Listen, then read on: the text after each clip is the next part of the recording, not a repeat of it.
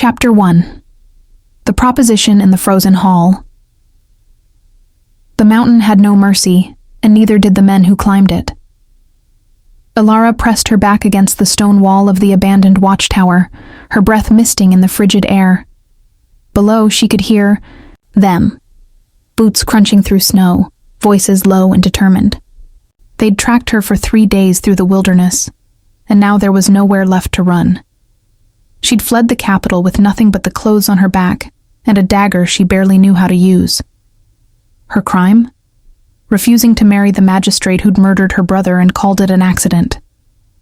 Refusing to smile and bow and pretend she didn't know the truth. So she'd run. And they'd followed. The voices grew closer. Ilara's fingers tightened around the dagger's hilt, her pulse hammering in her throat. She could fight, badly, or she could jump from the tower window into the snow-choked ravine below and hope the fall killed her quickly. Neither option felt like winning. Then the voices stopped. Silence fell like a held breath. Ilara strained to hear anything. Footsteps, whispers, the scrape of steel. But there was nothing. Only the wind howling through the broken shutters. She crept toward the window, peering down into the darkness. The men were gone. No, not gone. Scattered. Their bodies lay crumpled in the snow like discarded puppets, dark stains spreading beneath them. And standing in the center of the carnage, utterly still, was a figure wrapped in a long black cloak. Ilara's breath caught. The figure turned, and moonlight caught the pale planes of his face. He was tall, impossibly tall, even by mountain standards, and broad-shouldered beneath the heavy cloak. His features were sharp and ancient, carved from stone and shadow, and his eyes. His eyes glowed faintly in the darkness. Not red, as the old stories claimed. Silver, like moonlight on ice. Ilara stumbled back from the window, her heart slamming against her ribs. Vampire. She'd heard the stories all her life. The old houses that ruled the eastern valleys, binding mortals with blood oaths and feeding under cover of night. She'd never believed them. Not truly. Vampires were legends, warnings to keep children indoors after dark. But the bodies in the snow were real, and so was he. The tower door creaked open. Ilara spun, dagger raised, but her hand trembled so violently she nearly dropped it. The vampire stepped inside, snow melting from his boots, his movements unnervingly fluid. He was even larger up close, at least 7 feet tall, with a frame that spoke of brutal strength tempered by centuries. He looked at her. Just looked. His silver eyes swept over her face, her tangled dark hair, the dagger shaking in her grip. His expression was unreadable. "You're the one they were hunting," he said. His voice was deep and cold, like wind through a crypt. Ilara forced herself to meet his gaze. Yes. Why? Does it matter? His head tilted slightly. It might. Ilara's jaw clenched. She was exhausted, freezing, and fairly certain she was about to die. She had nothing left to lose. "I refused to marry a murderer," she said. "He killed my brother. So I ran." The vampire was silent for a long moment. Then he moved.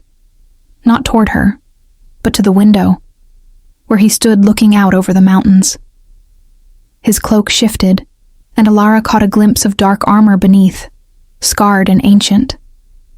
"You won't survive the night alone," he said without turning. "The cold will kill you before dawn. Then I'll die free. Will you?" The question hung in the frozen air. Ilara's grip on the dagger loosened slightly. "What do you want?" she asked. The vampire turned to face her again.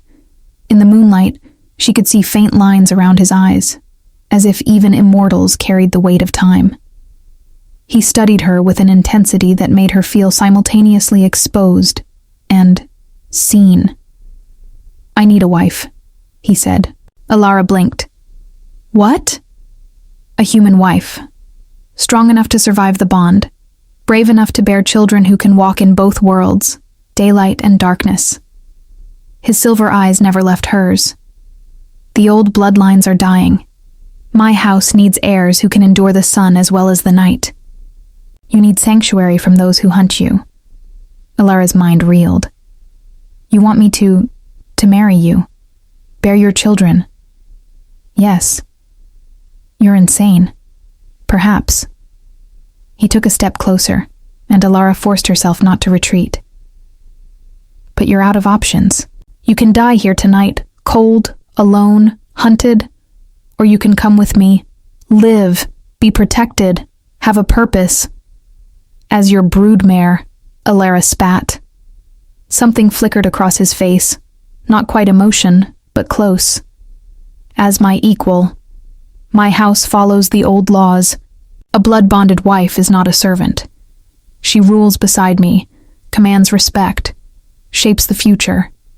And if I refuse, then I leave, and you freeze. Alara's hands were numb. Her feet were numb. She couldn't feel her face anymore. The tower offered no warmth, no shelter, and dawn was hours away. She could see her breath hanging in the air like a ghost.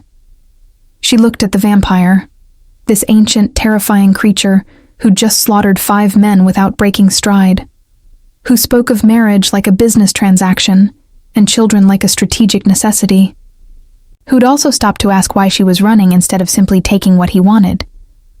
"What's your name?" she asked. He paused. "Valdrin, of House Kale." "Alara," she said, "of nowhere in particular." Valdrin's lips twitched, barely, but it might have been a smile. "Will you come with me, Alara of nowhere in particular?" She should say no. She should choose death over this madness. But something in his eyes made her hesitate. Not warmth. Vampires didn't do warmth. But something else. Something that looked almost like loneliness. Alara lowered the dagger. "If I come with you," she said slowly, "I want your word. No blood bond until I consent. No forced feeding. No." "Agreed." I wasn't finished. Valdrin's expression shifted into something that might have been respect. "Continue. No children until I choose. No keeping me prisoner. And if I decide to leave, if this doesn't work, you let me go. Unharmed." Valdrin was silent. Then he extended one pale hand toward her. "You have my word, sworn on House Kale's honor." Alara stared at his hand.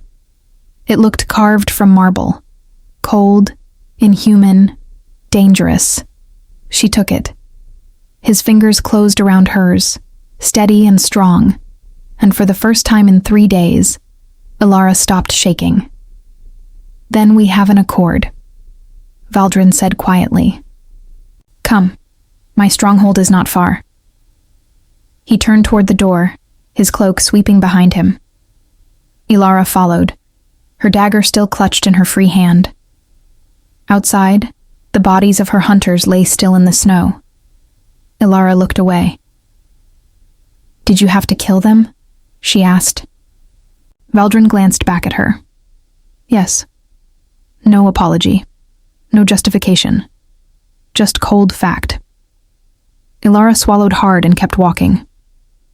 The wind howled through the mountains, carrying snow and secrets.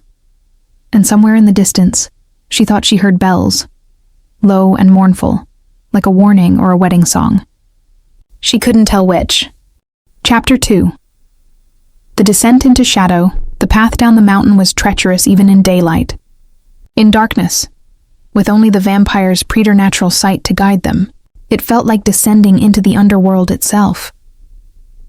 Alara stumbled for the 3rd time in as many minutes, her boots slipping on ice-slicked stone.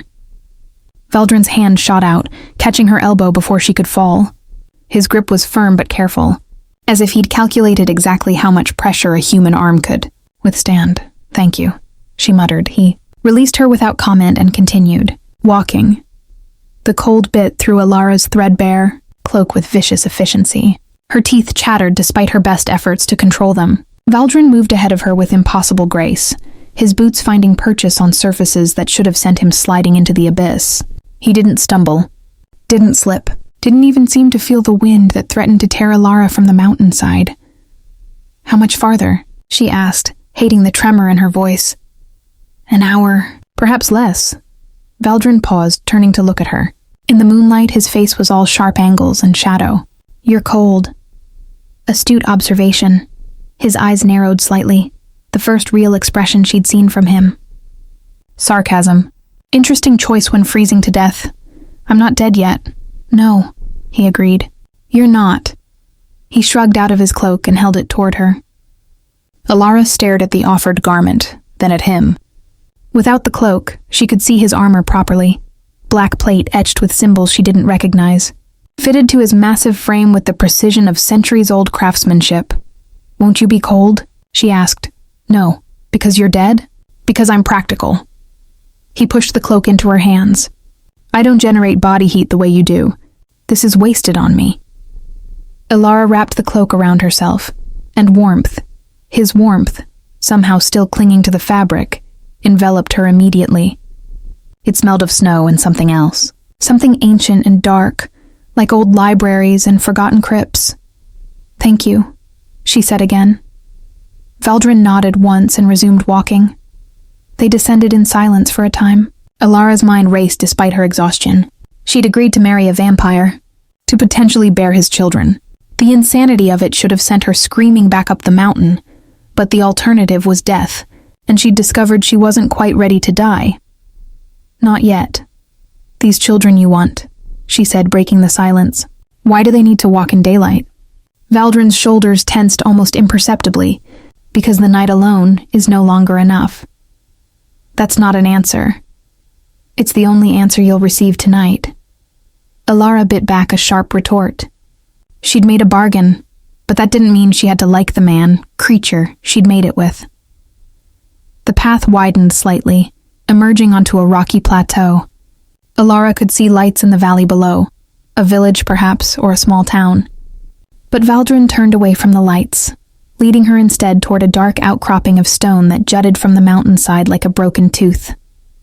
As they drew closer, Alara realized it wasn't natural stone at all. It was a fortress. Massive walls rose from the mountain itself, seamlessly integrated with the rock. Towers stretched toward the sky, their windows dark and vacant as empty eye sockets.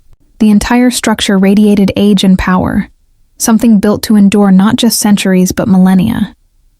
"House Kale," Valdrin said quietly. "My home. Yours now if you keep your word." Alara stared up at the fortress, her breath catching. "It's forbidding, cold, designed to intimidate? I was going to say impressive." Valdrin glanced at her, and for the first time, something that might have been surprise crossed his features. Most humans find it terrifying. Most humans weren't being hunted through the mountains by their brother's murderer.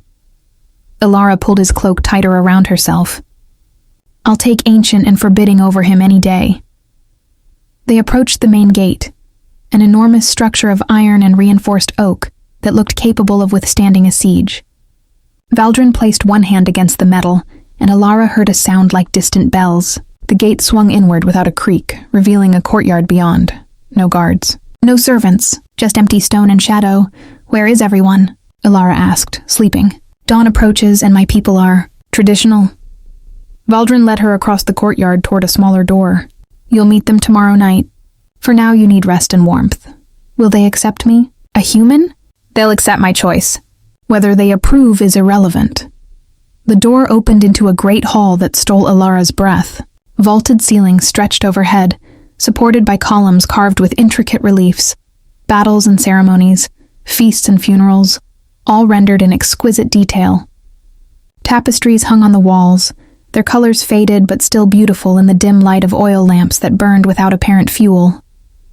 Everything was perfectly preserved, not abandoned or ruined but maintained with meticulous care, as if the fortress were merely sleeping, waiting to wake. Valdrin led her up a winding staircase to the second floor, then down a corridor lined with closed doors. He stopped at one near the end and pushed it open. The room beyond was surprisingly comfortable. A large bed dominated the space, piled with furs and quilts. A fireplace held the remnants of a fire, and when Valdrin gestured toward it, flames sprang to life without wood or kindling. Alara flinched. How old magic, older than the houses themselves. He moved to a wardrobe and opened it, revealing women's clothing in various styles, some modern, some ancient. These belong to my mother. You're similar in size. Take what you need. Your mother? She's been dead 300 years. His voice was flat, emotionless. The clothes are just fabric now. Alara wanted to ask more, about his mother, about his age, about what kind of life had carved that carefully blank expression into his face. But exhaustion was crashing over her in waves, and her legs trembled with the effort of remaining upright. Valdrin noticed. Of course he noticed. Sleep, he said. We'll discuss the details of our arrangement tomorrow night. Where will you be? In my chambers. 3 doors down. He moved toward the exit, then paused. The door locks from the inside. Use it if you wish. No one will disturb you. Not even you? His silver eyes met hers. Especially not me. I gave you my word, Alara. I don't break oaths. He left, closing the door behind him with a soft click. Alara stood alone in the borrowed room, wrapped in a vampire's cloak, surrounded by a dead woman's belongings. She should have been terrified. Should have been planning escape routes and weighing her chances of survival if she ran. Instead, she walked to the door and tested the lock. It worked smoothly, the mechanism well maintained despite its obvious age. She engaged it. Then she collapsed onto the bed and was asleep before her head hit the pillow. Chapter 3. The morning. After Alara woke to sunlight streaming through tall windows she didn't remember seeing the night before. She bolted upright, disoriented and tangled in unfamiliar blankets. For a confused moment, she expected to see her small room in the capital, to hear her brother's voice calling her for breakfast. Then memory crashed back. The tower, the hunters, the vampire's cold hand in hers, the marriage proposal. She pressed her palms against her eyes and took a shaky breath. She'd agreed to marry a creature who drank blood and slept through the day. A creature who'd killed 5 men without breaking stride and spoke of children like they were chess pieces to be strategically placed. What had she done? Her stomach growled, reminding her she hadn't eaten since yesterday morning. Alara threw back the covers and stood, her legs unsteady beneath her. She was still wearing her travel-stained clothes, crusted with dried mud and snow. The wardrobe Valdrin had indicated last night stood open, revealing rows of dresses in silk and velvet, wool and linen. Dead woman's clothes, he'd said. His mother's, Alara's, fingers traced the edge of a deep blue gown, the fabric impossibly soft despite its age. What kind of woman had she been, this vampire's mother? Had she been human once, before the transformation? Or had she been born to darkness? There were too many questions and no one awake to answer them. Alara selected the simplest garment she could find, a wool dress in dark green, practical and warm. It fit reasonably well, though it was slightly loose in the waist. She found a brush on the vanity and worked through the tangles in her hair, wincing as she encountered knots that had formed during 3 days of running. When she finally looked presentable, she unlocked the door and stepped into the corridor. The fortress was utterly silent. No footsteps. No voices.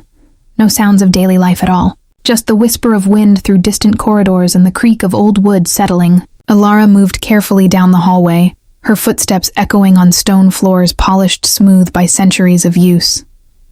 She passed closed doors, each one identical to the last. Behind one, she heard nothing. Behind another, the same eerie silence. Then she reached the third door, the one Valdrin had indicated as his chambers, and paused. Should she knock? Check if he was actually there? The sun was high in the sky. Surely he was sleeping if the stories were true. But what if he wasn't? What if vampires didn't sleep as deeply as legends claimed? Alara pressed her ear against the door and listened. Nothing. Not even breathing. She moved on, deciding food was more important than satisfying her curiosity. The great hall looked different in daylight, still imposing but less ominous. Dust motes danced in shafts of sunlight, and she could see details she'd missed last night. The tapestries depicted battles between armored figures and creatures with wings and fangs. The columns were carved with faces, some human, some decidedly not. The kitchen, when she finally found it, was surprisingly well stocked. Preserved meats hung from hooks. Root vegetables filled barrels. Sealed jars lined shelves, their contents labeled in a language Alara didn't recognize. Someone had been maintaining this fortress, keeping it ready for habitation, even though its master apparently lived alone. Alara found bread, surprisingly fresh, and cheese, and made herself a simple meal. She ate standing at the counter, too nervous to sit, too aware of the vast emptiness around her. "You're awake," Alara spun, dropping her bread. A woman stood in the doorway, young, pale, with dark hair pulled back in a severe braid. She wore black clothing that might have been servant's garb or might have been armor. It was hard to tell. Her eyes were gray, not silver, but something about the way she held herself suggested she wasn't entirely human. "I'm sorry," Alara said quickly.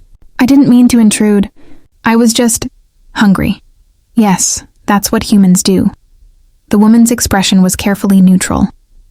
"I'm Morel, House Kale's seneschal. Lord Valdrin sent word last night that he'd be bringing a guest." "A guest?" Alara repeated. "Is that what I am?" "That depends on whether you're staying." Morel moved into the kitchen with efficient grace, gathering dishes from cabinets. "He said you might be hungry when you woke. I'm to provide whatever you need. Are you—" Alara trailed off, unsure how to phrase the question. "A vampire?" "No, half-blood. My mother was human. My father was from House Siren. I can walk in daylight. But I'm stronger and faster than full humans." Morel set a proper place at the table, complete with silverware and a linen napkin. "Sit! You don't need to eat standing like a nervous horse." Alara sat, feeling oddly reprimanded. "How many people live here?" "Currently? Just Lord Valdrin, myself, and 2 others who maintain the grounds. We're what's left of House Kale's household." Morel poured tea from a pot that steamed despite having no visible heat source. "We used to number in the hundreds. Now we're 4. What happened?" "War, politics, the usual vampire nonsense." Morel's expression darkened. "Lord Valdrin's father was challenged by House Corvain 30 years ago. He lost. Most of the household died in the aftermath. Those of us who survived did so because we were considered too insignificant to bother killing." Alara's stomach twisted. "I'm sorry. Don't be. It was before your time." Morel sat across from her, studying her with unsettling intensity. "You're the one he's chosen then. For the bloodline continuation." Heat flooded Alara's face. "He told you?" "He tells me everything. I've served House Kale since I was 16. That was 40 years ago." Alara blinked. Morel looked no older than 30. "You don't age?" "Slowly.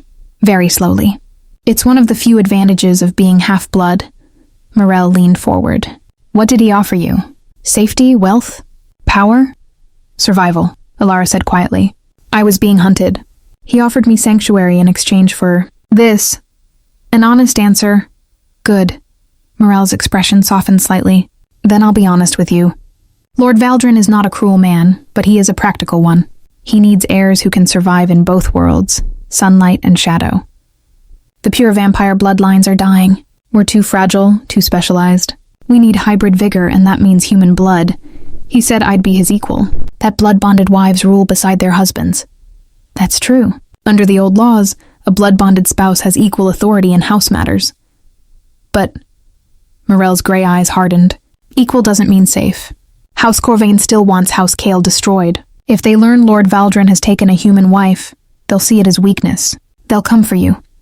Alara's hand tightened around her teacup. "Then why would he do it? Why risk making me a target?" "Because he's desperate," Morel said bluntly. "And because he's lonely. Those are a dangerous combination in a vampire." Before Alara could respond, a bell rang somewhere deep in the fortress, low and resonant, like the one she'd heard on the mountain. Morel stood immediately.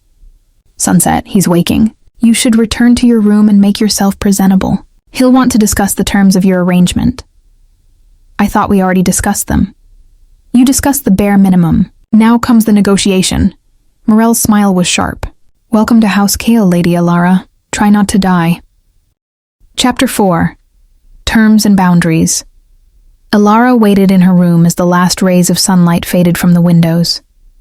She'd changed into a different dress, deep burgundy this time, with long sleeves and a high collar that made her feel less exposed. Her hands trembled as she fastened the buttons, Morel's warning echoing in her mind. Try not to die. A knock at the door made her jump. It's me. Valdrin's voice came through the wood, calm and measured. May I enter? Alara took a steadying breath. Yes. The door opened and Valdrin stepped inside. He looked different than he had last night. Still pale and imposing, but somehow more present. His silver eyes were clearer, more focused, and he'd changed from his armor into simpler clothing. Black trousers and a white shirt with the sleeves rolled to his elbows, revealing forearms corded with muscle and crossed with old scars. He looked almost human. Almost. You met Morel, he said. It wasn't a question. She was very informative. She tends to be. Valdrin closed the door behind him but remained near it, maintaining distance. Did she frighten you? Should she have? That depends on what she told you. Alara crossed her arms. She said House Corvain wants you destroyed. That taking a human wife makes me a target. That you're desperate and lonely, and that's a dangerous combination. Valdrin's expression didn't change, but something flickered in his eyes. Surprise, perhaps, or respect. She's not wrong about any of that. You could have mentioned the part about me becoming a target. Would you have refused if I had? Alara considered lying, then decided against it. No, I still would have come, but I would have appreciated knowing what I was walking into. Fair enough. Valdrin moved to the window, looking out over the darkening valley. House Corvain has wanted House Kale eliminated for 3 centuries. My father's death was simply their most recent success. They won't stop until every last member of my bloodline is gone. Why? Because we remember things they'd prefer forgotten. Because we hold territory they covet. Because vampire politics is built on grudges that outlive nations. He turned to face her. And yes, they'll see you as a weakness. An easy target to hurt me. Then why risk it at all? Valdrin was silent for a long moment. When he spoke, his voice was quieter. Because Morel was right about the other part too. I am desperate. The pure bloodlines are failing. My cousins in House Saren can barely conceive anymore. And when they do, the children are weak, unable to feed, unable to transform, trapped between human and vampire with none of the advantages of either. He moved closer, and Alara forced herself not to retreat. We need hybrid children, Valdrin continued. Strong enough to walk in daylight, resilient enough to survive the transition if they choose immortality later. Human mothers are the key, but most humans won't willingly bind themselves to vampires anymore. The houses have burned too many bridges. Through cruelty? Alara asked. Through arrogance. Through treating humans as livestock instead of partners. His jaw tightened. My father was guilty of that. I swore I wouldn't be. Yet here you are, offering me a transactional marriage. Here I am, offering you honesty instead of pretty lies. Valdrin's silver eyes held hers. I won't pretend this is a love match. I won't claim I'm rescuing you out of pure altruism, but I will keep my word. Every promise I made on that mountain stands. Alara studied him. This ancient creature who spoke of children with clinical precision, but couldn't quite hide the loneliness Morel had mentioned. She thought of the empty fortress, the abandoned halls, the 4 people left to maintain a home built for hundreds. What exactly does a blood bond entail? She asked. Exchange of blood, 3 times, under moonlight, with witnesses from the household. After the 3rd exchange, we're bound. You'll gain some of my strength and longevity, and I'll be able to sense your emotions, your location. It's not mind reading, but it's intimate, and if I refuse the bond, if I want to remain fully human, Valdrin's expression was unreadable. Then you remain fully human.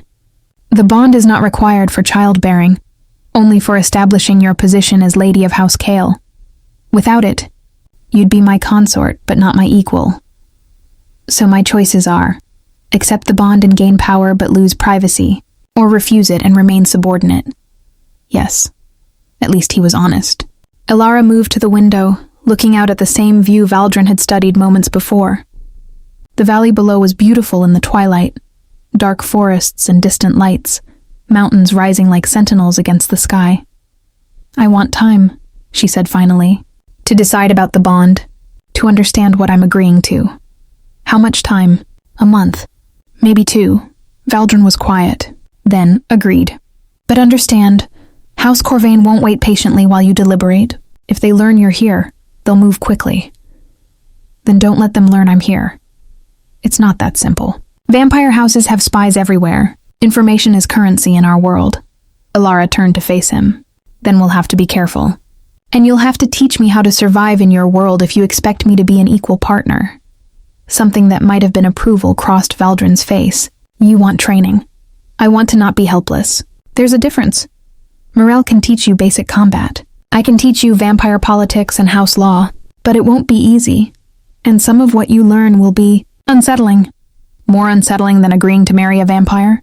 "Considerably," Alara almost smiled. "I'll risk it."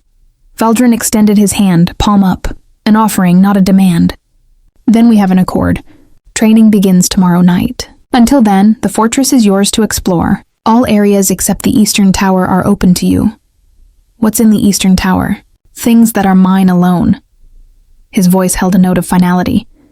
"That's not negotiable." Alara looked at his offered hand. She could refuse, could demand access to every corner of her new home. But something in his expression, a carefully guarded pain, made her reconsider.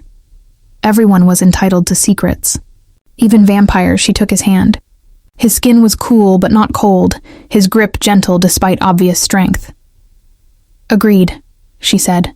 "The Eastern Tower is yours." Valdrin's fingers tightened briefly around hers, then released. "Thank you." He moved toward the door, then paused with his hand on the handle. "Alara, yes? You're braver than you think." He opened the door. "Sleep well. Tomorrow night, your real education begins." He left, closing the door softly behind him. Alara stood alone in the borrowed room, her hand still tingling where he'd held it. She moved to the bed and sat, her mind racing. She'd bought herself time. Time to learn, to prepare, to decide if she could truly live in this world of blood and shadow. Time to figure out if the vampire who'd saved her life was a monster wearing a gentleman's face or something far more complicated. Outside, the moon rose over House Kale, cold and beautiful and watching. Chapter 5. Lessons in Darkness. Alara woke the next evening to find Morel waiting outside her door with leather training clothes and a grim expression. "Get dressed," the seneschal said, tossing the bundle onto Alara's bed. "Lord Valdrin wants you in the courtyard in 20 minutes. Don't be late. He despises tardiness."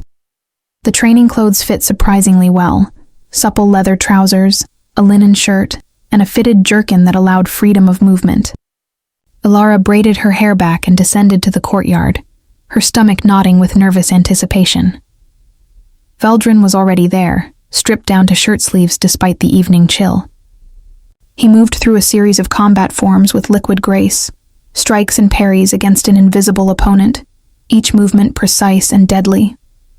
Watching him, Alara understood viscerally what he was, a predator honed by centuries of survival.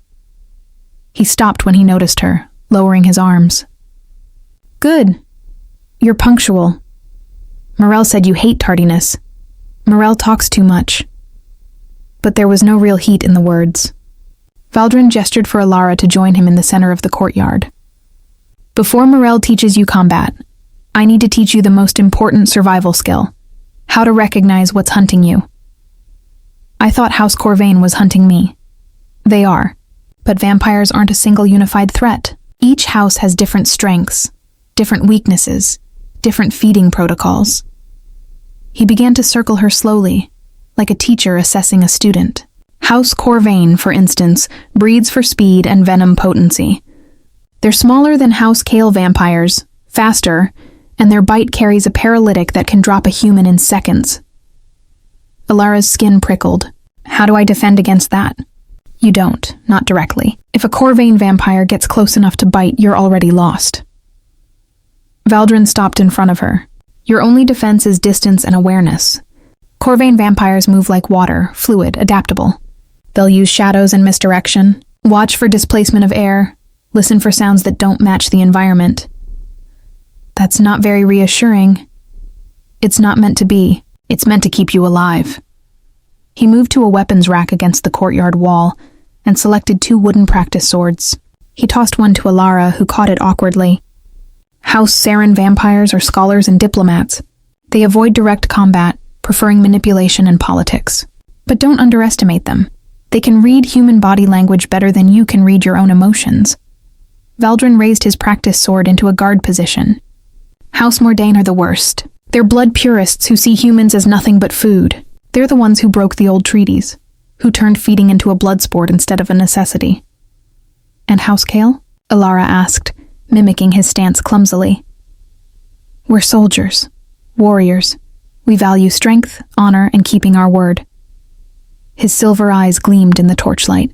We're also nearly extinct, which tells you how well those values serve in vampire politics. He moved suddenly, his wooden blade sweeping toward her. Alara barely managed to raise her own sword in time. The impact jarred her arms to the shoulder. Too slow, Valdrin said. Again. He struck again, and again, each blow controlled but relentless.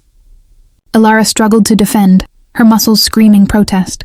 She'd never held a sword before yesterday, never trained for combat. Within minutes, she was gasping and sweating while Valdrin remained perfectly composed. You're telegraphing every move, he said, circling her again. Your shoulders tense before you swing. Your weight shifts before you step. A vampire would see all of that and strike before you even began your attack. Then what's the point? Alara snapped, frustration boiling over. If I'm too slow, too obvious, too human, why bother teaching me at all? Valdrin lowered his sword. Because awareness is your real weapon. You'll never be faster than a vampire, but you can be smarter. You can anticipate. You can use their arrogance against them. He stepped closer, and Alara fought the urge to retreat. Most vampires underestimate humans. Valdrin continued quietly. They see you as prey, not opponents. That's their weakness. If you can stay calm, stay focused, you can exploit the moment they assume you're helpless. And if I can't stay calm, then you die. He said it matter-of-factly without cruelty. Fear is natural, Alara, but panic is fatal. The difference between surviving and dying is often just controlling your breathing for 5 more seconds. Alara swallowed hard. Show me again.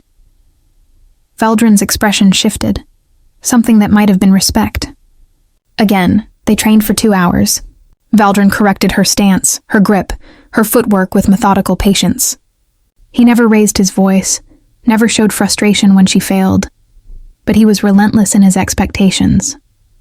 By the time he finally called a halt, Alara's entire body ached, and her hands were blistered despite the leather wrappings Morel had provided. Enough for tonight, Valdrin said, returning his practice sword to the rack. You did better than I expected. I failed at everything. You stayed on your feet. That's not failure. He pulled a cloth from his belt and wiped sweat from his face. A curiously human gesture. Tomorrow night, Morel will teach you knife work. It's more practical for someone your size. And what will you teach me? How to survive a vampire's court. Valdrin's jaw tightened. There's a gathering in 3 weeks, a blood moon assembly. Representatives from all the houses will attend. You'll need to be presented as Lady of House Kyle, which means you'll need to know the protocols, the hierarchies, the insults hidden in polite words. Alara's stomach dropped. 3 weeks? That's not enough time. It's the time we have. House Corvain specifically requested this assembly be moved forward. They know I've taken a bride. Someone is talking. One of your household? Unlikely. Morel, Gregor, and Thane have been with me for decades, but vampires have other ways of gathering information. Dreams, blood memories, compulsion. He met her eyes. We'll need to be careful. No more exploring the fortress alone. Stay within sight of the household when I'm not available. You think they'll try to take me before the assembly? I think they'll do whatever serves their interests. If that means taking you, killing you, or turning you into a weapon against me, they'll do it without hesitation. The cold certainty in his voice sent chills down Alara's spine. Why present me at all, then? Why not keep me hidden? Because hiding you suggests shame or fear. At the assembly, I announce you as my blood-bonded wife. He paused at her expression. Or my intended wife, if you still need more time to decide. Either way, you'll be under House Kale's formal protection. It won't stop Corvain, but it will make any move against you a direct declaration of war. And that's better. It's clearer. And I prefer clear enemies to hidden knives. Valdrin walked toward the fortress entrance, then stopped and looked back. Alara, thank you for agreeing to this. I know it's not what you would have chosen if circumstances were different. No, she admitted, but I'm still here. Yes, you are. Something unreadable crossed his face. Get some rest. Tomorrow night's lessons will be harder. He disappeared into the fortress, leaving Alara alone in the courtyard with her aching muscles and churning thoughts. A blood moon assembly, representatives from all the vampire houses. She would stand before creatures who saw her as prey and convince them she deserved to be called lady. The impossibility of it should have sent her fleeing into the night. Instead, Alara picked up the practice sword again and ran through the forms Valdrin had shown her, forcing her exhausted body to remember the movements. If she was going to survive in his world, she would need to be more than just brave. She would need to be dangerous. Chapter 6. Blood and Betrayal. The attack came on the 7th night. Alara was in the library, a vast chamber on the fortress's 2nd floor filled with books that smelled of leather and time. Valdrin had given her texts on vampire history and house politics, dry academic works that made her eyes cross, but she forced herself to read, to memorize the complex web of alliances and blood feuds that govern vampire society. She was deep in a passage about blood oath protocols when she heard the sound. Glass shattering. Distant but unmistakable, Alara's head snapped up. The library was silent except for the crackle of the fireplace.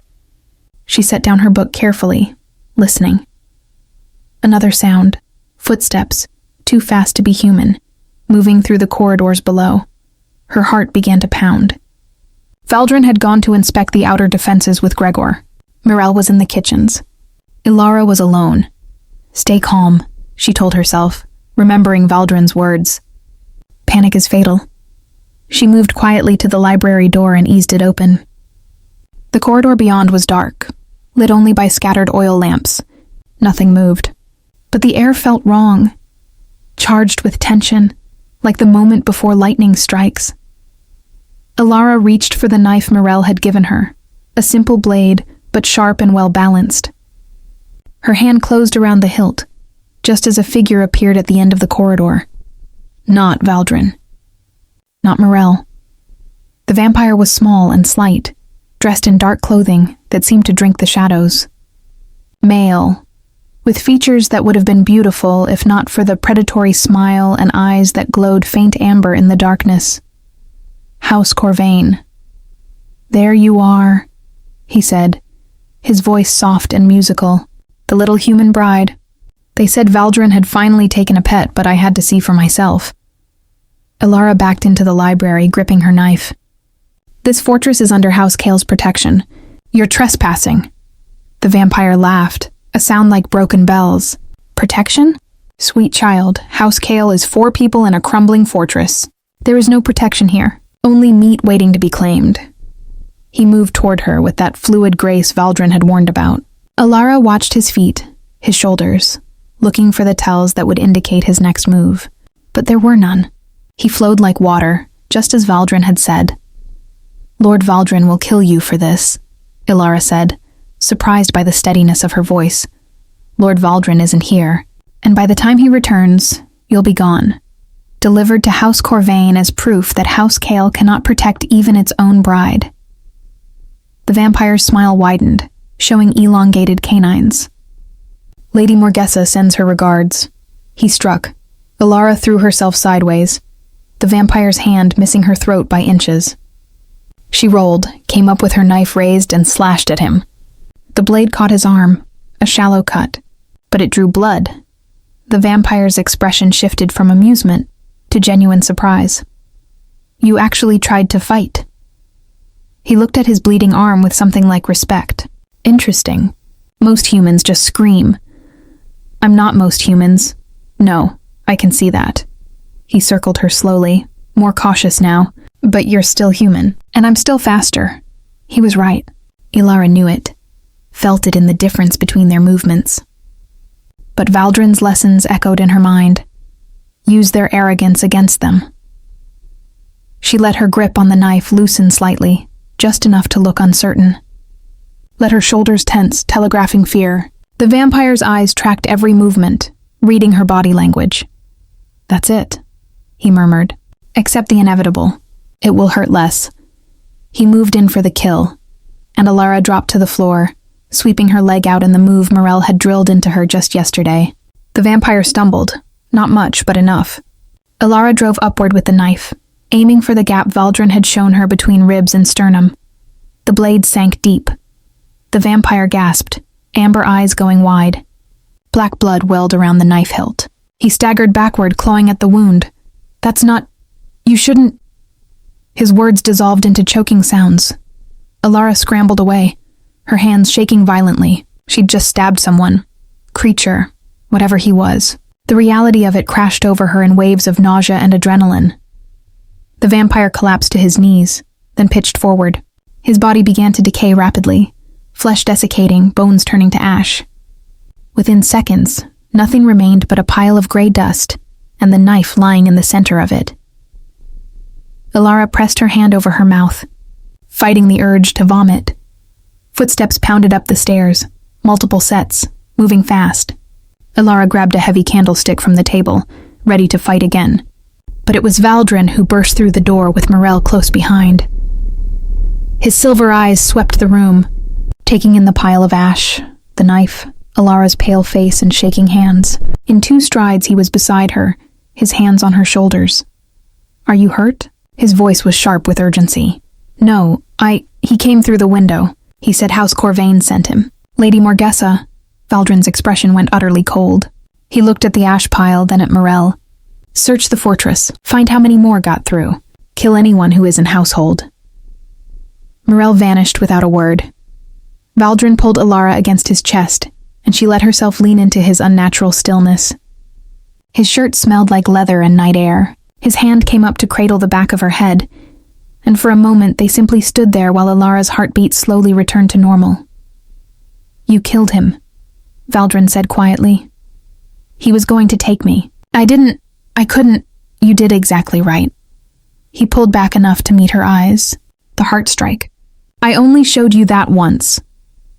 Morel drilled it into me 50 times yesterday. Remind me to commend her. His thumb traced her cheek, wiping away a tear Ilara hadn't realized had fallen. You're shaking. I've never killed anyone before, I know. The first time is always... He stopped, his jaw tightening. This is my fault. I should have anticipated they'd move this quickly. How did they get past your defenses? I don't know yet, but I will find out. His hands tightened on her shoulders. Ilara, they know you're here now. They've seen you fight. They'll adjust their tactics, send someone stronger next time.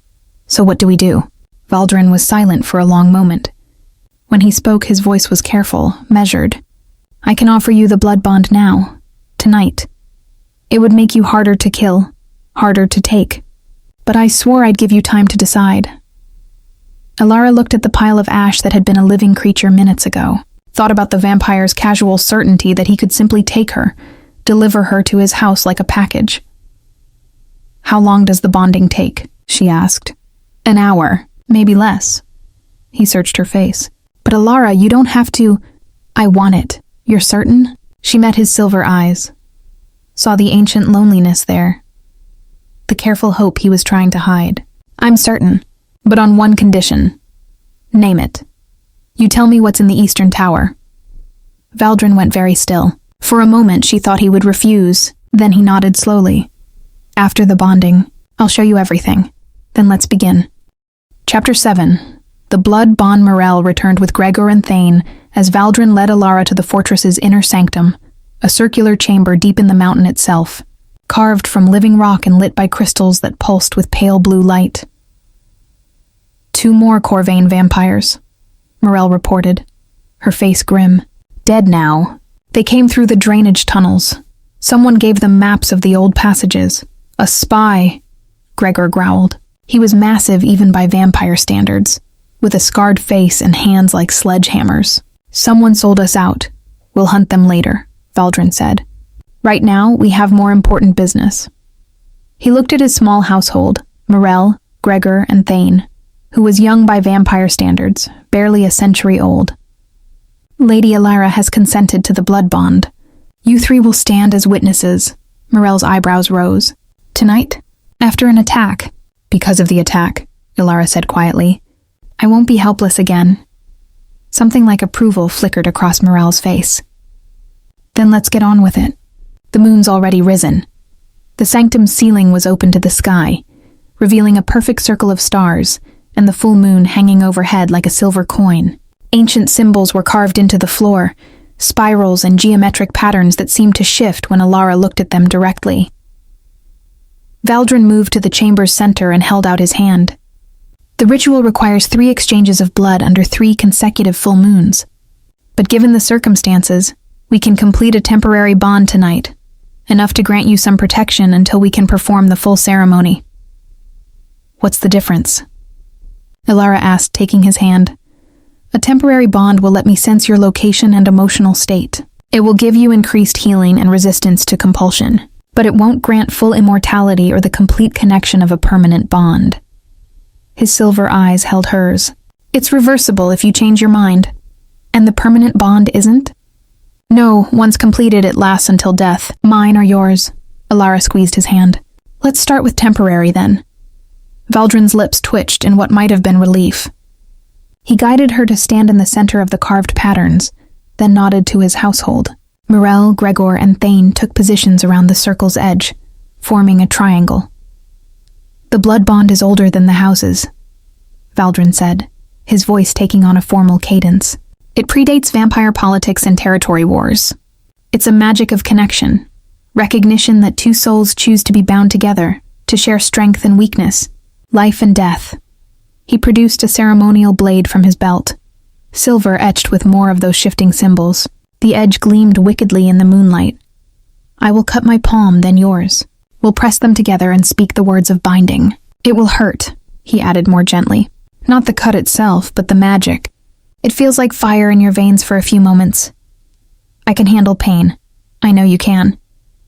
He drew the blade across his palm without flinching. Black blood welled up, darker than human blood, almost luminescent in the crystal light. Then he held out his hand for hers. Alara placed her palm in his, and he drew the blade across her skin in one swift motion. She gasped. The blade was sharp enough that she barely felt the cut itself, just sudden warmth as her blood flowed. Valdrin pressed their bleeding palms together. The effect was immediate and overwhelming. Alara felt his presence slam into her mind.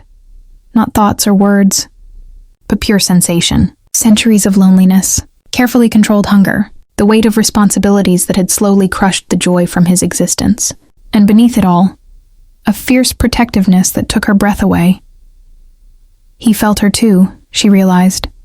Her fear, her determination, the grief she still carried for her murdered brother, the small kernel of hope that had begun growing despite everything. Valdrin's fingers tightened around hers.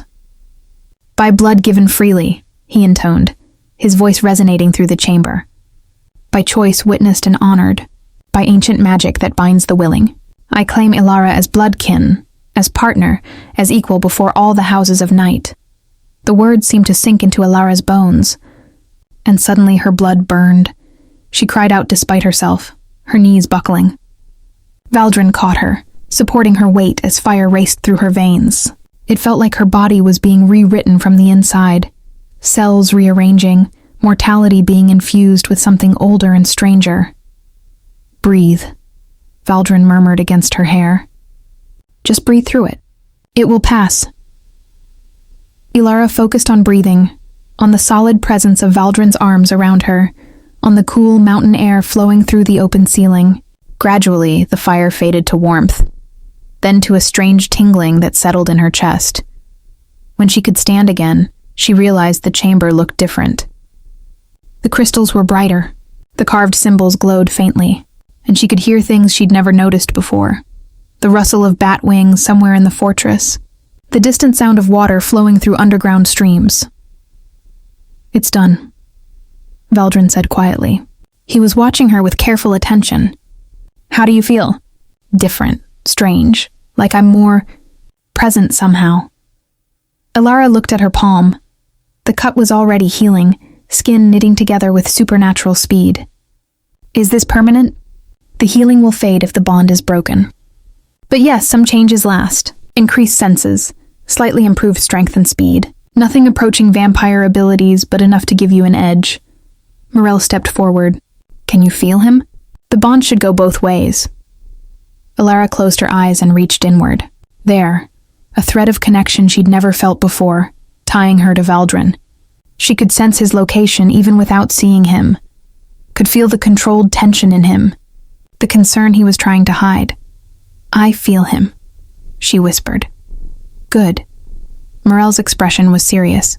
That connection works both ways, Lady Alara. He'll know if you're in danger. He'll feel your pain, and if you die, it will hurt him in ways that go beyond grief. I understand. Do you? Gregor rumbled. Because that bond makes you a weapon against him now. House Corvain will know it. They'll use you to hurt him if they can. Then they'll fail. Alara straightened, pulling away from Valdrin's supporting arms. Because I won't break. Thane, who'd been silent until now, smiled slightly. I believe her, Lord Valdrin. You chose well. Valdrin's hand came up to cup Alara's face, his thumb tracing her cheekbone. Are you truly all right? Yes. Better than all right, actually. She caught his hand, holding it against her cheek. Show me, the Eastern Tower. You promised. Something painful crossed Valdrin's face. Now? Now, before I lose my courage. Before something else attacks. He was silent for a long moment. Then he nodded. Very well. Morel, increase patrols. Gregor Thane, seal the drainage tunnels. I want this fortress locked down tight by dawn. Yes, my lord, they chorused. Valdrin kept hold of Alara's hand as he led her from the sanctum, through torchlit corridors and up a winding staircase she'd never climbed before. The Eastern Tower loomed ahead, its door bound with iron and marked with warning sigils. What you're about to see, Valdrin said quietly, is the reason House Corvain wants House Cale destroyed. The reason I've been alone for 30 years. He placed his hand against the door, and the locks disengaged with a sound like breaking chains. The reason I'll fight to my last breath to protect you now. The door swung open, revealing darkness beyond, and from that darkness came the sound of chains rattling and a voice. Female, young, speaking in a language Alara didn't recognize but somehow understood through the new bond. Brother, is that you? Have you finally come to end this? Chapter 8. The sister in chains Alara's hand tightened around Valdrin's as they stepped into the Eastern Tower. The chamber was circular, like the sanctum. But where that space had felt sacred and ancient, this one felt like a tomb. Heavy curtains blocked any outside light. Chains hung from the ceiling and walls. And in the center of the room, wrapped in silver bindings that glowed faintly with suppressive magic, was a young woman. She looked no older than 20, with Valdrin's pale skin and the same sharp features, but where his eyes were silver, hers burned crimson, bright and feral in the darkness. Her dark hair hung in matted tangles, and her clothes were torn and stained. When she saw them, she lunged forward, only to be jerked back by the chains. New prey, brother? The woman's voice was sweet and terrible at once, like poisoned honey. How thoughtful. I was getting so hungry. Celeste, Valdrin said quietly. This is Alara. She's my blood-bonded wife. The crimson eyes fixed on Alara with predatory intensity. Wife? You actually went through with it? I didn't think you had the stomach for it after what happened to... Celeste. Valdrin's voice hardened. Control yourself. The woman, Celeste, laughed, the sound echoing off stone walls. Control? Oh, brother. It's been 30 years since I had control. 30 years in this tower while you pretend House Cale still matters. While you play at being civilized.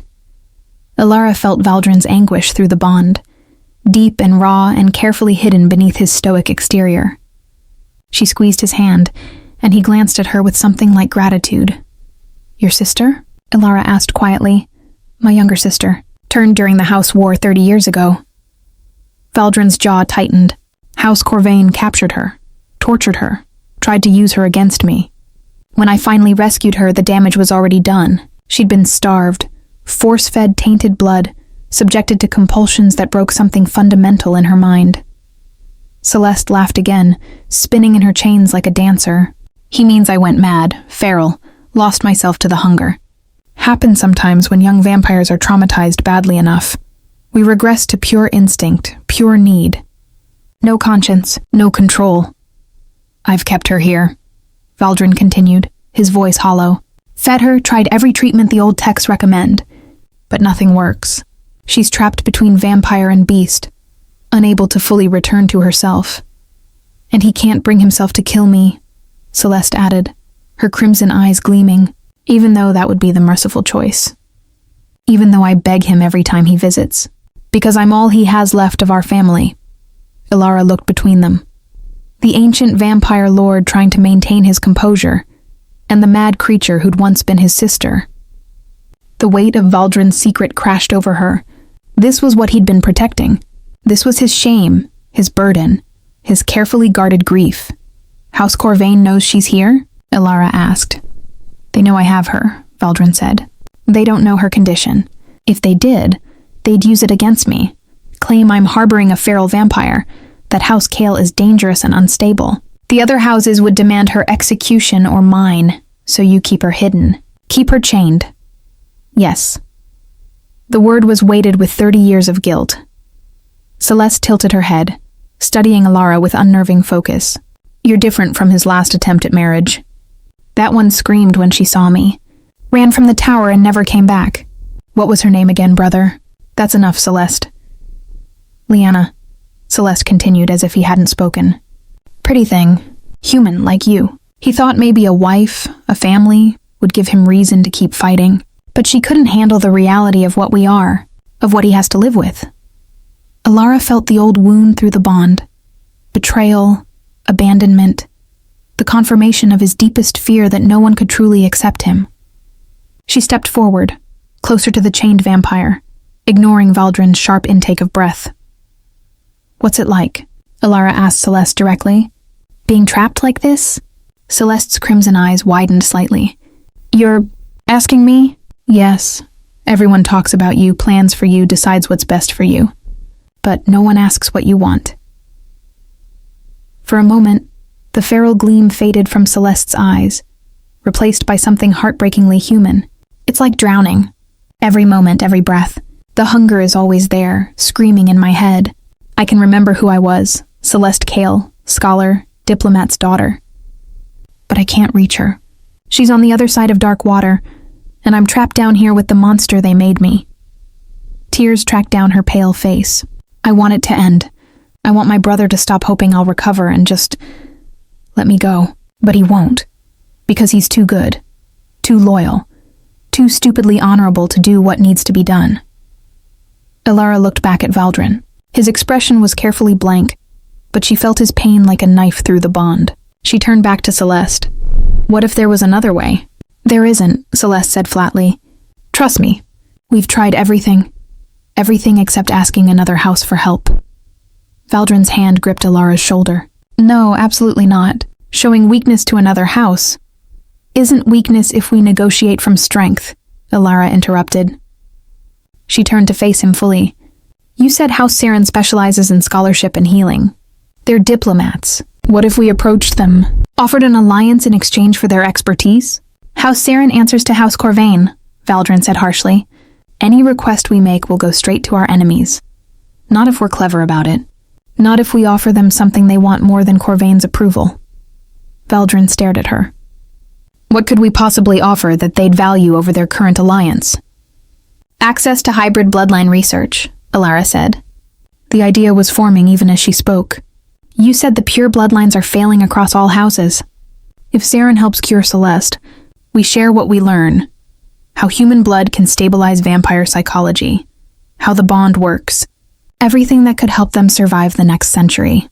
Silence filled the tower. Even Celeste had gone quiet, watching them with sharp focus. That's... Valdrin's voice was rough. That's either brilliant or suicidal. Maybe both. Ilara met his eyes. But it's better than this. Better than keeping her chained while hoping for a miracle that never comes. Through the bond, she felt his walls crumbling, the desperate hope he'd suppressed for 3 decades finally finding an outlet. His hand came up to cup her face. You would do this? Risk exposing our bond research, risk drawing more attention from hostile houses, just to help my sister? She's your family. That makes her mine now. Something broke in Valdrin's expression. He pulled Alara against him, his arms wrapped tight around her. His face pressed against her hair, and she felt him shaking. So faintly she might have imagined it if not for the storm of emotion crashing through the bond. You impossible, reckless woman, he whispered. You're going to get us all killed. Or save us all. Alara pulled back enough to see his face. But I'll need your help. I don't know vampire politics well enough to navigate this alone. I'll teach you everything. Every protocol, every hidden insult, every way to read between the lines. His silver eyes burned with renewed purpose. If we're going to do this, we do it perfectly. From her chains, Celeste laughed. But this time it sounded almost sane. I like her, brother. She's got steel. Try not to let Corvain kill her before the Blood Moon Assembly. They'll have to go through me first, Valdrin said, his voice cold with promise. He took Alara's hand and led her from the tower, sealing the door behind them. In the corridor, he stopped and turned to face her fully. Thank you, he said, for seeing her as a person and not a problem to be solved or hidden. Everyone deserves that, Alara said simply. Valdrin's thumb traced the back of her hand where their blood had mingled. The assembly is in 2 weeks. We have that long to prepare our proposal to House Saren and to make sure you can survive a room full of vampires who'll be looking for any weakness. Then we better get started. His lips curved in something that was almost a smile. Indeed we had. Chapter 9. The Dance of Courts. The next 2 weeks passed in a blur of lessons, training, and careful preparation. Valdrin was relentless in his instruction. Every evening he drilled Alara on vampire protocols, the subtle language of bows and eye contact, the hierarchy of houses, the deadly insults hidden in polite words. She learned that turning your back on a vampire lord was a challenge to combat, that accepting wine from certain houses implied debts she couldn't afford, that even the color of her dress would carry meaning. Wear red to the assembly and you declare yourself available for blood contracts, Valdrin explained one evening as Morel laid out potential gowns. Blue signifies loyalty to a single house. White is for mourning or virginal presentation, both inappropriate for a blood-bonded wife. What about black? Alara asked, touching a midnight silk gown. Black is for vampires claiming equal status with the assembled lords. Valdrin's eyes met hers. It's bold, aggressive. It says you're not prey. Then black it is. Morel smiled grimly. I'll have it altered to fit, though Lady Morgessa of House Corvain will take it as a direct insult. Good, Alara said. She sent assassins to my door. She deserves to be insulted. I'm starting to think you have a death wish, Morel muttered, but there was approval in her voice. The combat training intensified as well. Morel taught Alara knife fighting with brutal efficiency, emphasizing speed over strength. Gregor showed her pressure points, places where even a human could hurt a vampire if they struck precisely enough. And Valdrin, in their private sessions, taught her the most valuable skill of all, how to read vampire body language. We're not human, he explained one night in the practice courtyard. We don't breathe unless we choose to, don't fidget, don't show the unconscious signals you're used to reading. You have to watch for different tells. Like what? Stillness. Absolute stillness means a vampire is suppressing strong emotion, usually anger or hunger. Watch for it, because that's when they're most dangerous. He circled her slowly. Eye color changes indicate emotional state. Red means hunger or rage. Brighter silver means interest or arousal. Pale, washed-out eyes mean exhaustion or despair. What about you? Alara asked, watching him. What do your eyes show? Valdrin stopped in front of her. In the moonlight, his eyes were bright silver, brighter than she'd seen them before. What do you think? Through the bond, she felt his carefully controlled desire, the want he was trying to suppress for her sake. Her breath caught. Interest, she whispered. Yes. His hand came up to trace her jawline. But I gave you my word. No pressure. No expectations. When you're ready, if you're ever ready, it will be your choice. Alara's pulse raced. They'd grown closer over these 2 weeks. Small touches, lingering glances, conversations that stretched deep into the night. But Valdrin had never pushed, never demanded. He'd kept his word with absolute precision. "And if I said I was ready?" she asked quietly, his pupils dilated, the silver of his eyes deepening. "Then I would ask if you were certain, if this was truly what you wanted and not just gratitude or fear or the bond influencing your judgment." "It's not the bond." Alara stepped closer, her hand coming up to rest against his chest. Through the thin fabric of his shirt, she could feel old scars, a roadmap of violence that had shaped him. "I'm drawn to you because you're honest, because you keep your word even when it costs you, because you carry impossible burdens and still find room to care about a sister everyone else would have killed." Valdrin's hand covered hers. "Alara..." "But not tonight," she continued, seeing the tension in his jaw. "Tonight we have work to do. The assembly is in 3 days, and I still don't know how to properly address a vampire elder without starting a blood feud." Relief and disappointment warred in his expression. He stepped back, creating distance. "Right, yes, work." Morel appeared in the courtyard entrance, her expression urgent. "Lord Valdrin, a messenger just arrived from House Saren. They're requesting a private meeting, tomorrow night, before the assembly." Valdrin's eyes sharpened. "They accepted our proposal." "The message doesn't say. Just that Lady Isadora wishes to speak with you and your human bride regarding a matter of mutual interest." Morel's lips thinned. "It could be genuine, or it could be a trap." "It's genuine," Valdrin said after a moment. "Isadora has always been cautious, but she's no friend of House Corvain. If she's willing to meet before the assembly, it means she's intrigued. Or she wants to assess our weaknesses before reporting back to her allies," Alara pointed out. "That too." Valdrin looked at her with something like pride. "You're learning. What do you think? Accept the meeting or decline?" Alara considered. They'd sent the proposal to House Saren 4 days ago, a carefully worded letter offering alliance and research sharing in exchange for help with Celeste. Valdrin had been skeptical it would even receive a response. "Accept," she decided. "We need allies and we won't get them by being cautious. But we meet on neutral ground, not here or at Saren's stronghold.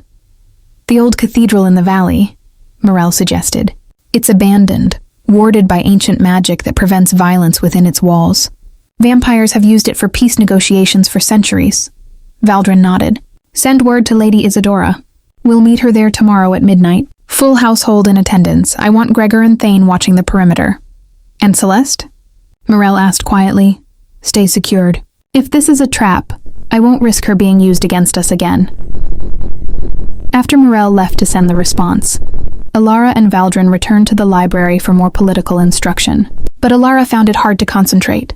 Tomorrow they would meet with another house, would attempt diplomacy in a world built on violence and betrayal. "You're worried," Valdrin observed, setting down the book on blood oath protocols. "Terrified," Alara admitted. "What if I say the wrong thing? What if I insult Lady Isadora without realizing it? Then I'll smooth it over. That's what partners do." He moved to sit beside her on the leather sofa. "Alara, you've already proven yourself brave enough to face assassins, and smart enough to propose an alliance I never would have considered.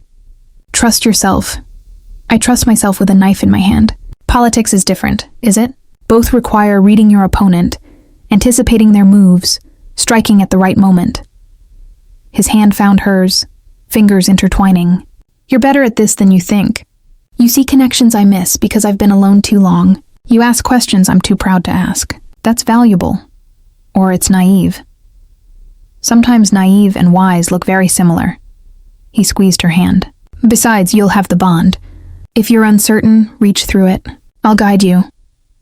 Alara closed her eyes and felt for that thread connecting them. It was stronger now, more defined. She could sense his confidence in her, his carefully hidden anxiety about tomorrow's meeting, his determination to keep her safe no matter what. "I feel you," she murmured. "Your worry. You're more nervous about this than you're letting on." "Of course I am," I'm bringing my blood-bonded wife to negotiate with a house that could betray us to our enemies. His thumb traced circles on the back of her hand. But I'm also hopeful. For the first time in 30 years, I see a path forward that doesn't end in Celeste's death or my own.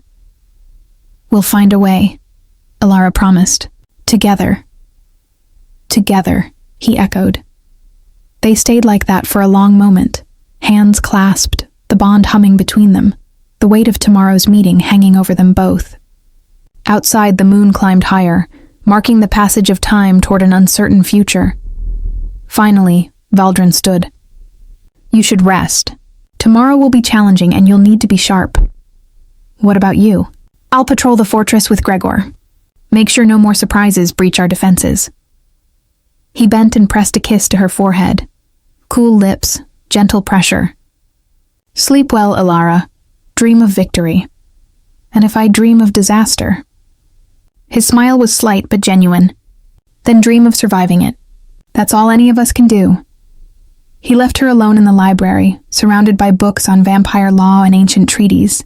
Alara stared at the pages until the words blurred, then finally gave up and returned to her chamber. Tomorrow they would face House Siren. Tomorrow they would gamble. Everything on a desperate alliance tomorrow would determine if they had a future or if House Corvain had already won. Chapter 10. The Cathedral. Negotiation. The old cathedral sat in the valley like a monument to forgotten faiths. Its Gothic spires reached toward the night sky, silhouetted against the moon. Stained glass windows, miraculously intact after centuries, glowed faintly from within, lit by some magic Alara couldn't name.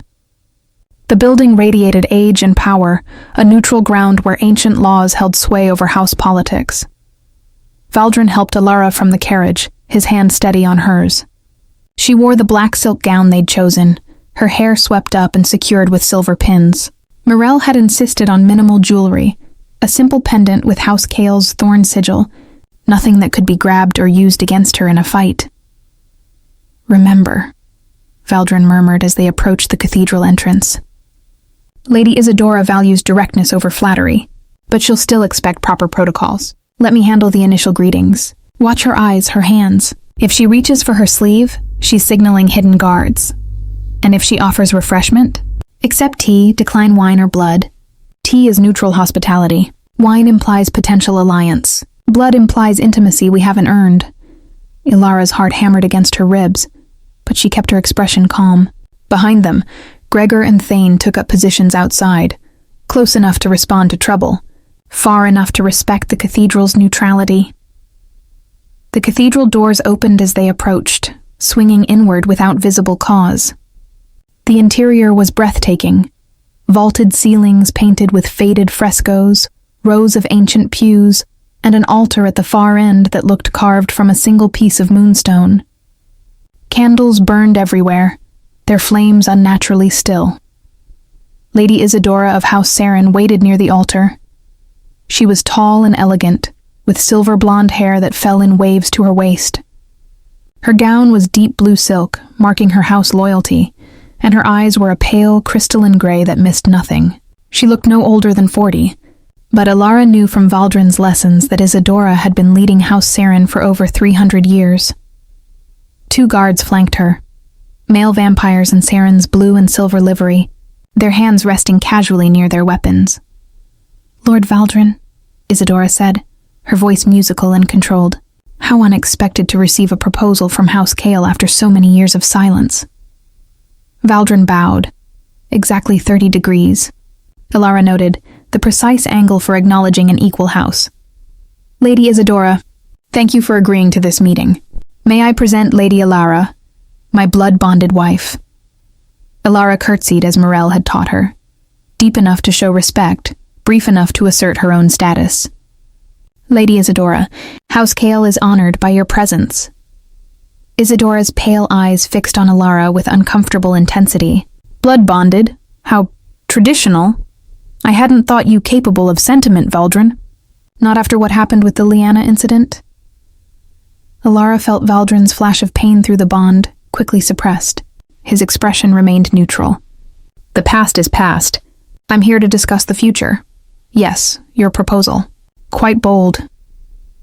Isadora gestured to a seating area that had been arranged near the altar. High-backed chairs around a low table set with a silver tea service. Shall we sit? I'm curious to hear more about this mutually beneficial alliance you're proposing. They settled into the chairs, and Isadora poured tea herself. A gesture of respect, Ilara recognized. The vampire lady's movements were precise, graceful, nothing wasted. You want access to my house's medical archives and our best blood healers? Isadora said, stirring her tea with a silver spoon. In exchange, you offer research on hybrid bloodlines and access to data from your bond with Lady Ilara. That's a significant imbalance. What you're asking is worth far more than what you're offering. Is it? Valdrin countered. Your own texts admit that House Saren's fertility rates have dropped 70% in the last century.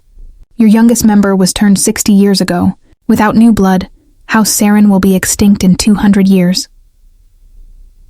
Isadora's expression didn't change, but her guards tensed. You've done your research. I always do. The information I'm offering could reverse that decline. The bond with Ilara has already shown results. Increased vitality, sharper mental clarity, resistance to the decay that affects isolated vampires. If my sister can be healed using similar principles, that knowledge becomes valuable to every house struggling with the bloodline crisis. Your sister... Isadora set down her teacup. The one House Corvain broke 30 years ago. I'd heard rumors she survived, but Corvain claims she's dead. Corvain lies, Ilara said, her voice steady despite her nervousness. Through the bond, she felt Valdrin's surprise that she'd spoken, followed by support. Celeste Kale is alive but damaged. They tortured her, starved her, used compulsions to fracture her mind. If your healers can help restore her, you prove House Saren's medical expertise is worth the other house's respect. And protection. Isadora's pale eyes shifted to Ilara. Clever. You're pointing out that helping you also helps us resist Corvain's dominance. But what makes you think I want to resist? House Saren has survived this long by choosing battles carefully. You've survived by being indispensable, Ilara replied, remembering Valdrin's lessons on Saren politics. But indispensable to whom? If Corvain continues consolidating power, eventually they won't need your diplomatic skills or your medical knowledge. They'll just take what they want. Bold words from a human who's been in our world less than a month. True words from someone who's seen what Corvain does to those who can't defend themselves. Ilara leaned forward slightly. They sent assassins to kill me in my own home because I dared to exist. What will they do to you when you're no longer useful? Silence filled the cathedral. Isadora's fingers drummed once against her teacup, the only sign of agitation she'd shown. You're not what I expected, Isadora said finally. When Valdrin's proposal mentioned a human bride, I assumed he'd chosen someone decorative and compliant. Instead, he's bonded to someone who argues vampire politics like she was born to it. I was born to survive, Ilara said. The politics I'm still learning. Isadora's lips curved in something that might have been a smile. Valdrin, your wife is either going to get you killed or save your house.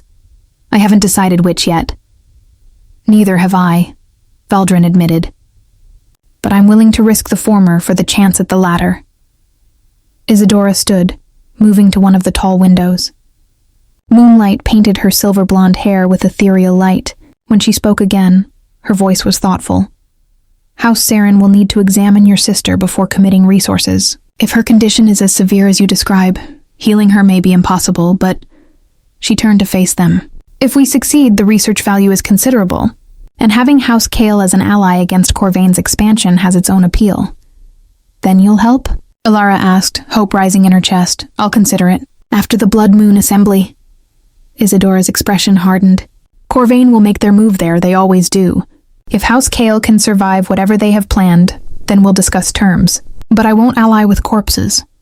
Fair enough, Valdrin said, standing. We'll prove ourselves worthy of your consideration. See that you do. Isadora moved toward them, stopping directly in front of Ilara. A word of advice. Lady Ilara, at the assembly, Lady Morgessa will try to break you. Not physically. That would violate blood assembly protocols. But she'll attack your confidence, your right to stand among vampires, your bond with Valdrin. Don't flinch. Don't apologize. And don't show weakness. I won't, Alara promised. Good. Isadora's pale eyes held hers. Because if you break, Valdrin breaks.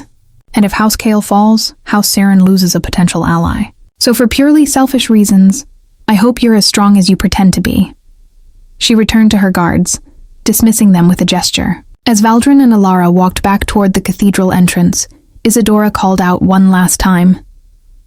Valdrin, your father would have been furious about this alliance. He always did hate asking for help. Valdrin paused at the doorway. My father's pride destroyed House Kale once. I won't make his mistake. Wise. Isadora's voice softened slightly. For what it's worth, I hope you survive the assembly. Vampire society needs more pragmatists and fewer zealots. Outside, Gregor and Thane fell into step behind them as they returned to the carriage. No one spoke until they were inside and the horses were moving. Well? Mirelle asked from where she'd been waiting. Did she agree? She'll consider it, Valdrin said. After we prove we can survive Corvain's assault at the assembly. So nothing definite. No. But it's more than we had. He looked at Alara, his silver eyes warm with approval. You did well. The way you redirected her skepticism into recognition of her own vulnerability. That was masterful. I was terrified the entire time. I know. I felt it through the bond. His hand found hers. But you didn't let it show. That's what matters. The carriage rolled through the night, carrying them back toward House Kale's fortress. Alara leaned against Valdrin's shoulder, exhaustion finally crashing over her. 2 more days, she murmured. Then the assembly. Then the assembly, Valdrin agreed. His arm came around her shoulders, holding her close. Whatever happens there, we face it together. Together, Alara echoed, and let herself believe it might be enough.